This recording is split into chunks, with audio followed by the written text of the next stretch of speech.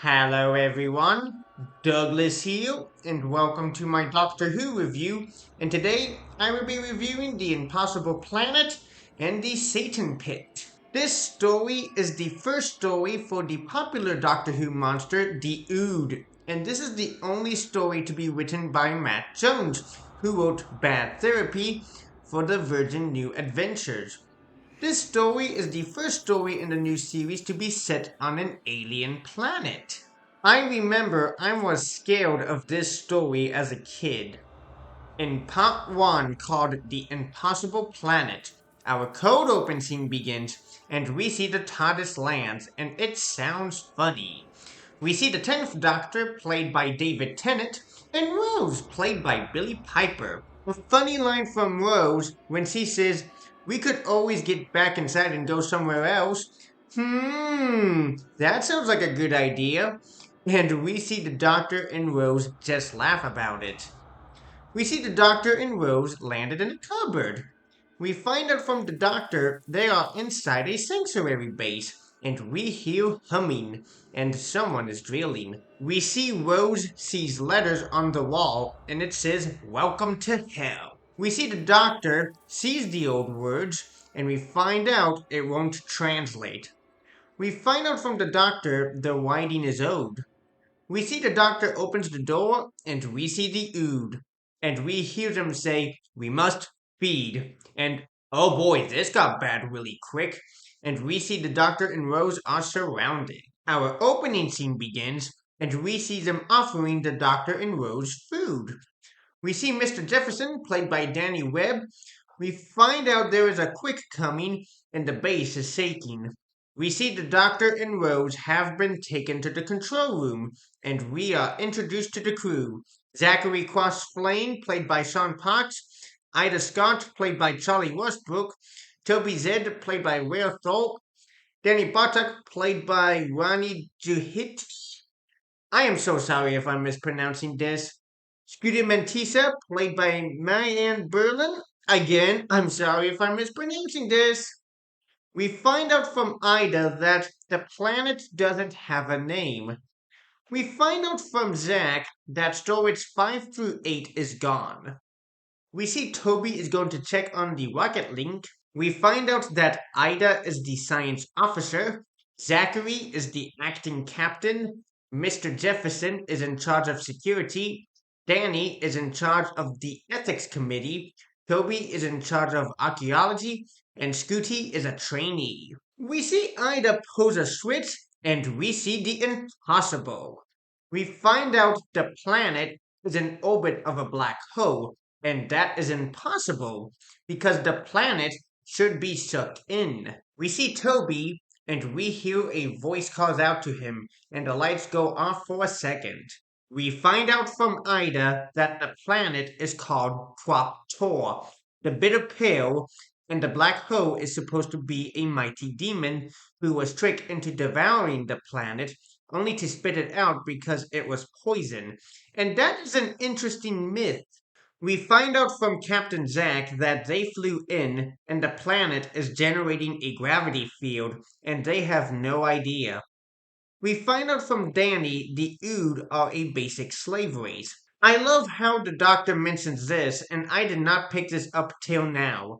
To generate that gravity field and the funnel, you need a power source with an inverted self extrapolating reflex of 6 to the power of 6 every 6 seconds. Do you notice what the doctor was referring to? He was referring to the number 666. We find out that they are drilling to find the power source. We find out that the TARDIS was in storage 6 and it is gone. We are now entering the night shift, and the track is Rava's Bolero. And my grandpa had that song. We see Toby is examining the artifacts, and the PA system cuts out, and we hear the same voice. We see Rose is talking to the Ood, and the Ood says something very strange, and it says, "The beast and his armies shall rise from the pit to make war against God." We see Captain Zack is keeping an eye out on the drill, and we see a hologram of the beast. And if you remember the doctor mentioning 666, he was referring to the devil. And you are correct. The doctor is going up against Satan because that is the name of part 2 of this story. Hey, spoilers! We see Danny is closing door 3 and we hear the computer say he is awake. We hear the creepy voice again, and it tells Toby, don't turn around. We see the letters on the artifacts are gone, and you might be wondering, where did they go? We see Toby takes off his gloves, and the letters are on his hands and face. And that was creepy, and that freaked me out as a kid. We see the beast has possessed Toby, and he faints. We see the doctor and Rose are talking, and we find out her phone has no signal. We see Rose ask the doctor if he can build another TARDIS, and we find out from the doctor that they were grown, not built. We also find out from the doctor that he promised Jackie he would always take Rose back home. We hear Rose's phone goes off, and you might be wondering, how is that possible with no signal? And we see her answering the phone, and we hear the voice saying, he is awake. And we see Toby has woken up. We see the doctor and Rose are at Ood habitation. We find out from Danny that the Ood are telepathic. We see they monitor the Ood's telepathic field, and it only goes up to basic 5, and we see the number climbs up to basic 30. We see the Ood are looking at the Doctor, Rose, and Danny, and we find out from Danny that basic 30 is that they're shouting, screaming inside their heads, and the Doctor thinks that something is shouting at them. We hear Rose says he is awake, and the Ood say, and you will worship him. That is creepy. We see Scooty is dropping something off to Toby, and he is gone, and someone has gone through the airlock. We hear the computer say he is awake. One of the greatest scenes is when we see Toby is outside with no spacesuit, and you're supposed to be dead if you have no spacesuit. One of the creepiest scenes is when we see Toby smiles at Scooty, and it is creepy to see his tattoos and red eyes. We see Toby is smashing the glass with his powers, and we see Scooty is sucked into space. We see Toby is back to normal. We find out from Captain Zack they lost sections 11 to 13. We find out that Scooty is at Habitation 3, and there is no sign of her.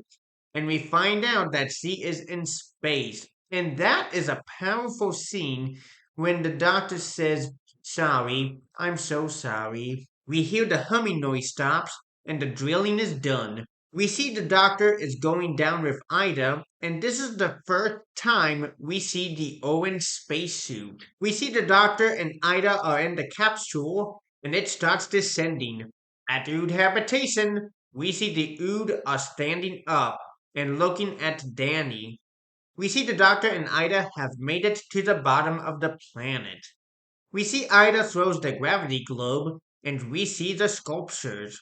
We find out that the telepathic field is at basic 100, and we find out that the Ood are supposed to be dead. We see the doctor and Ida found a seal. We see that Toby is possessed again. And we find out that these are the words of the beast. We see the tattoos are starting to go into the Ood's eyes. And the Ood are now possessed. And we hear them say, we are the legion of the beast. We see the planet is shaking and the seal is opening. We find out from Captain Zack that the planet is moving. We see Rose and Mr. Jefferson are surrounded, and we hear the beast's voice saying, the pit is open, and I am free. And that is the end of part 1. In part 2, called The Satan Pit, we see Mr. Jefferson and his guard are shooting the Ood. We find out from Captain Zack the planet is back in orbit. We see Rose is trying to get in contact with the doctor, and we see a door handle turning, and it's Danny. We find out from Danny the Ood are coming. We see Mr. Jefferson is opening the door, and we see more Ood. We see the Ood are coming after Captain Zack, and he seals the control room. We find out from Captain Zack that he has a bolt gun, and it has one bolt. Yeah, that's pathetic. We see the doctor and Ida are okay. I love Rose's line when she says, "Please tell me there is no such thing." And the doctor doesn't even know. We see Captain Zack orders Ida to withdraw, and she ignores the order. We find out from the doctor that they might have opened the prison, but not the cell. We see Mr. Jefferson is pointing the gun at Toby, and we see Rose saves Toby's life. We see the doctor and Ida are going back into the capsule. We see Ida orders them to bring them back up, and then the power cuts out, and we hear the Ood speaking, and we find out from Captain Zack that it is not the Ood, something is talking through them, and it is the Beast. We hear Captain Zack is representing the Torchwood Archive. We find out from the Beast that they will all die. We see the doctor is talking to the Beast, and he asks which Beast, and the Beast says all of them. I like the Beast's line when he says, "This one knows me, as I know him, the killer of his own kind." We find out from the Beast that the disciples of light rose up against him and chained him in the pit for all eternity. And this was before time and light and space and matter, before the catechism, before this universe was created. I like the doctor's line when he says, "That's impossible. No life could have existed back then." And that is something I could see the doctor denying life before the universe was created. We see the Beast is using all the fears of the crew, and we hear the Beast say, "The valiant child who will die in battle so very soon." And this is foreshadowing Rose's departure, and I didn't pick it up till now. And I remember that the trailer for the Series 2 finale actually used that line. We hear the Beast say, "You will die, and I will live." And we see a picture of the Beast, and we hear him roar. I love the doctor's line when he says, "If you want voices in the dark, then listen to mine. That thing is playing on very basic fears. Darkness, childhood, nightmares, all that stuff." We hear Danny says, "But that's how the devil works." We see the doctor reply saying, "Oh, a good psychologist. Just like Dr. Phil." I love the doctor's speech when he says, "Humans. Brilliant humans. Humans who travel all the way across space, flying in a tiny little rocket, right into the orbit of a black hole, just for the sake of discovery. That's amazing." We hear something, and the cable snapped, and we find out from Captain Zack they are stuck down there. We see that Rose wants to try and get the doctor back, and we hear another noise, and we find out the Ood are trying to break in. We find out it will take another 10 minutes to break down the door. We find out from Captain Zack that he has a security frame, and he might last long. We see Rose starts taking command of the situation. We find out the rocket has an independent supply, and we see that Captain Zack is going to use the power from the rocket to power up the base. We find out that Ida is going to use the cable to descend into the pit, and the doctor is going down into the pit. We find out from Danny that there are sorts of viruses that could stop the Ood, but they don't have them on board. We find out that if you flip the monitor, broadcast a flare, it can disrupt the telepathy, and that would give the Ood a brainstorm. We find out from Danny that they have to go to Ood habitation to broadcast the flare. We find out from Mr. Jefferson that there is a network of maintenance tunnels under the base, and there is no air in the tunnels. We find out from Captain Zack that he could manipulate the oxygen field. We see the Doctor jumps into the pit and he starts descending. We see Rose and the crew are going under the tunnels and they did it just in time. We see Rose and the crew are at 7.1 and we hear a noise, and you might be thinking, it's the Ood, and they are in the tunnels. We see Rose asks Captain Zack if they are close, and he can't tell because the Ood don't register as proper life forms. And I love Rose's line when she says, "Whose idea was that?" And yes, who was the person that came up with this idea? We see Mr. Jefferson is going to hold off the Ood. We find out from Captain Zack that he is going to open 8.2 by closing 8.1. We see that Mr. Jefferson is trying to catch up, but he fails.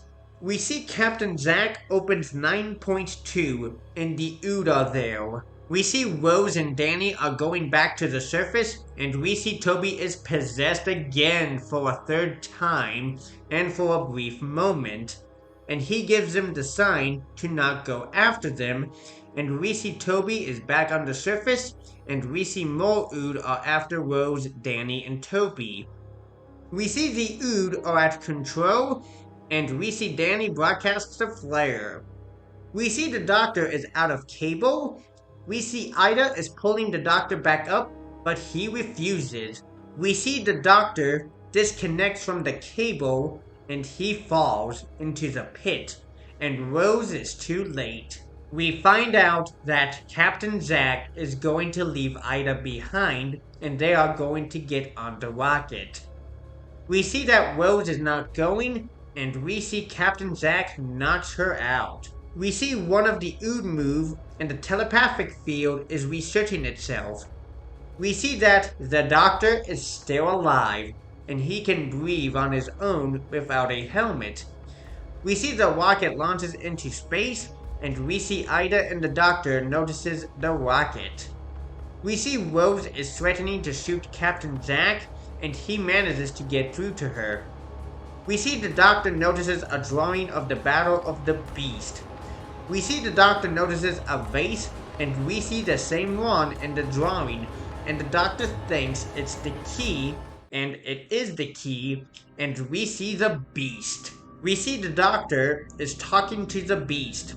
We realize that the Beast's body is just a body, but its mind is in Toby, and Toby is on the rocket. We find out from the Doctor, open the prison, the gravity field collapses. The planet falls into the black hole. We find out from the Doctor, the Beast didn't give him air, its jailers did. They set this up all those years ago, and they needed the Doctor alive. We see the Doctor is about to destroy the prison with a rock, and he doesn't yet because if he did, he would kill Rose and the rest of the crew. And we see that he might have to make the decision to sacrifice Rose. I love the Doctor's speech when he says, "I've seen fake gods and bad gods and demigods and would-be gods, and out of that whole pantheon, if I believe in one thing, just one thing, I believe in her." And we see the Doctor destroys the prison and the gravity funnel collapses. We find out from Rose the planet is moving and Toby is possessed again for a fourth time, and someone should have called it the Exorcist. One of the best Rose moments when she says, "Go to hell." And we see her use the bolt gun and destroys the window, and Toby is sucked into space. We see the Beast is destroyed, and the Doctor is trying to get out, and he is reunited with the TARDIS. We find out from Captain Zack that they are turning away from the black hole, and we find out the Doctor rescued them. We find out from the Doctor that he rescued Ida. We see Rose asks the Doctor about her dying in battle, and the Doctor says, "Then it lied." But more on that later. I love the Doctor's line when he says, "Oh, the stuff of legend." We see Captain Zack gives all honors to the Ood, and that is the end.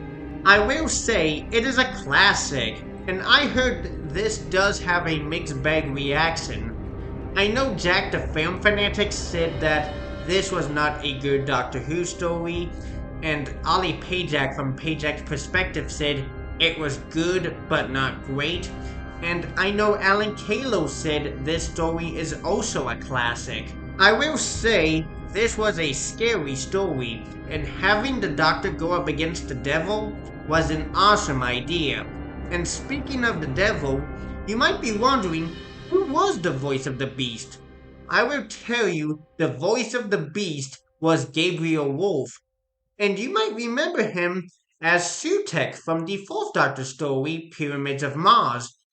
I will say I think Gabriel Wolfe was born to play the devil because of his voice, and that's how good it was. I do also like the Ood, and they were very interesting. I will say Rose got good character development in this story, and she took charge of a situation when the Doctor was down at the bottom of the planet. And Rose has three more stories to go, and I had no idea she was leaving after series 2. I will say I do enjoy the cast, and that was really good casting because I do like the characters in this story.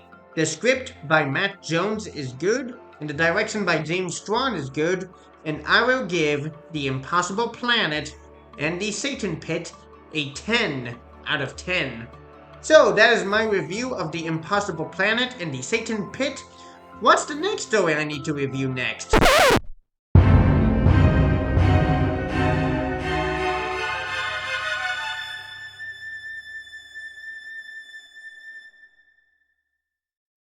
Oh no! I will see you next time for my review of Love and Monsters. Oh boy.